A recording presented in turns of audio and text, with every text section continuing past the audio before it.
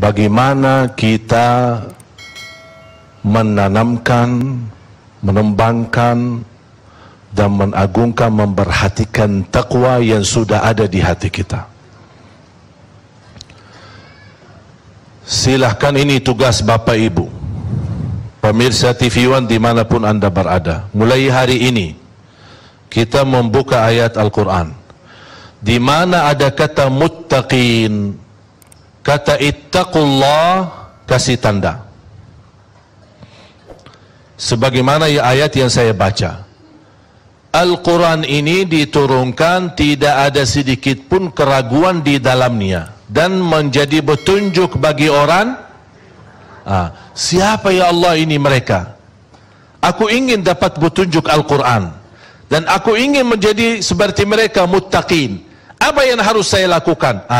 Sekarang tugas kita sesudah al-muttaqin berarti terapkan sifat mereka, amalkan sifat mereka. Hudan lil muttaqin, yang pertama, alladzina yu'minuna bil ghaib.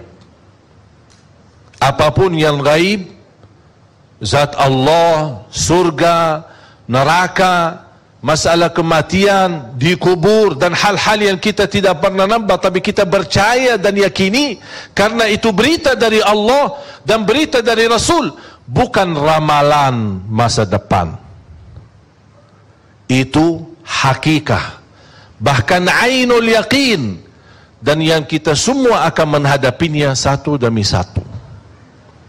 Jalan di atas sirat menuju surga dan di bawahnya neraka, kematian saja itu hak.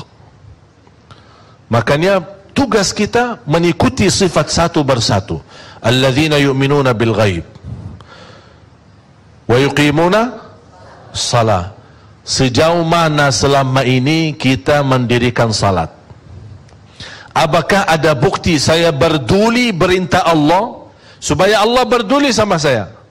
Bagaimana cara Allah berduli sama saya? Doamu diterima, hajatmu dikabulkan, apapun urusanmu diselesaikan, hutang pun dilunaskan, dosanya diampuni. Semua apa yang diminta karena Anda berduli sama Allah, Allah juga berduli samamu. Sama.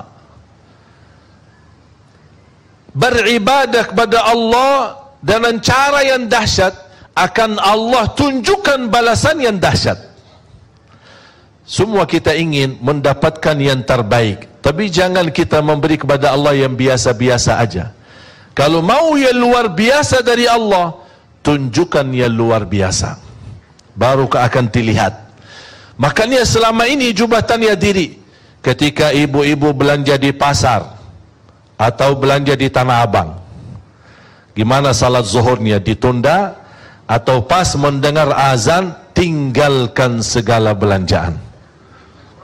Udah, tak ada yang lain. Aku berduli Allah. Bisa cari di mana bisa titip barang belanjaan tadi pagi, Bu, bisa ini titip, saya mau salat dulu.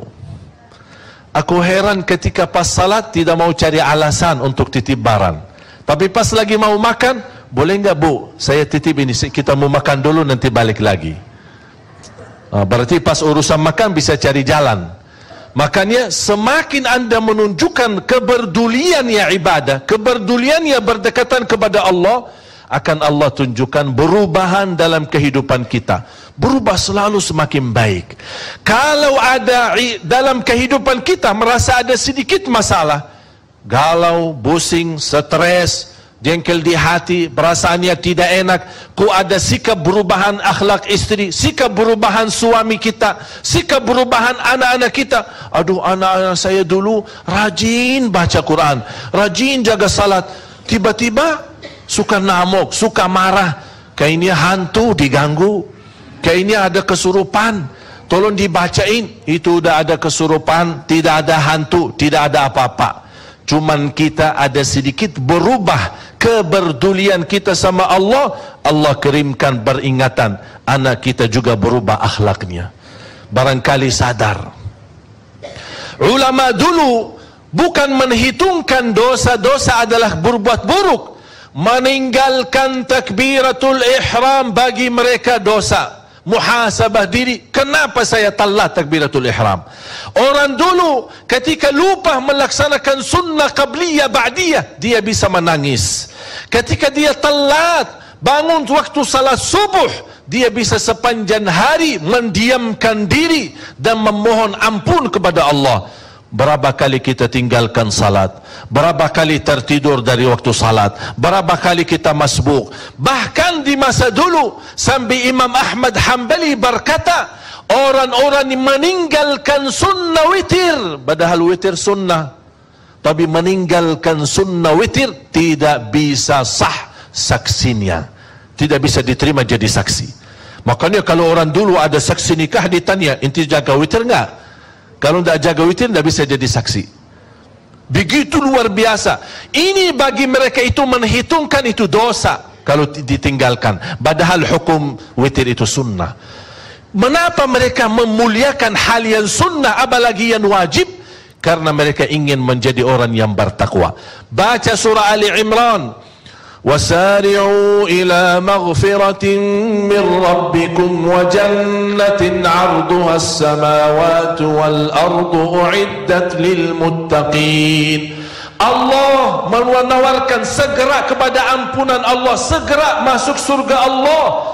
Karena ini semua disediakan dan siapkan untuk orang yang bertakwa. Siapa mereka ya Allah? Siapa mereka? Alladzina yunfiquna fis sarra'i wad dharra'i wal kadhimina al ghaidh wal 'afina 'anil nasi wallahu yuhibbul muhsinin. Mereka lah orang yang bersedekah di saat susah maupun senang. Mereka yang senantiasa menahan amarahannya. Mereka lah menjauh dari fahsya dan munkar. Mereka yang menjaga perintah Allah dan menjauh dari larangan. Ada upaya, ada kerja keras, ada kemauan, benar-benar membuktikan cintaannya dan kepeduliannya kepada Allah, pasti tidak akan dikecewakan oleh Allah.